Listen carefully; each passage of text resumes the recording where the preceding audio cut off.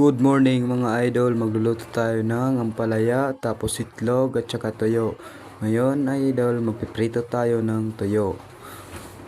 Yan, prito tayo ng toyo. Kasi tag-ulan, umaga kay ganda. Mas masarap magtuyo muna tayo ngayon.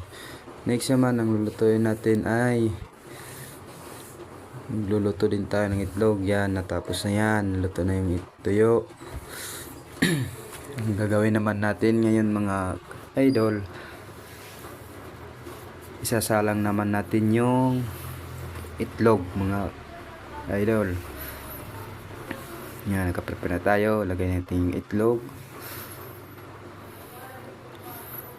Yan, iwanan na muna natin at dito muna tayo maghihiwa ng ampalaya. Yan, linagay ko sa tubig habang naghihiwa ko para matanggal yung pait. At balikan natin yung itlog na linuto natin. Yan, binaliktad ko na. Next, tapos naman po, balik na naman tayo sa magluluto tayo ng ampalaya. Linagyan natin ng asin para tanggal yung pait nya.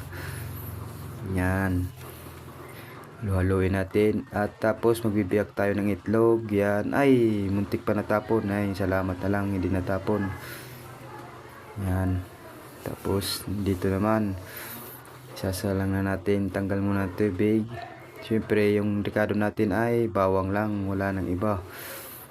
Kasi lalagyan naman natin ng magic sarap, kompletong ricados na yan. Yan, ginisa natin yung bawang. Sunod natin ang ampalaya. Tapos ang ampalaya, yan. Lagyan natin na ng itlog.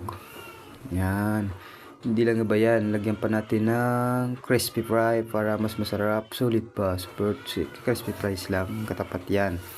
At lagyan natin ng magic sarap para yummy, sulit kain pa yan. Yan mga idol, nakaluto na tayo at yan, sobrang sarap. Sana gusto niyo itong video na to at ilalagay natin sa plato. Yan,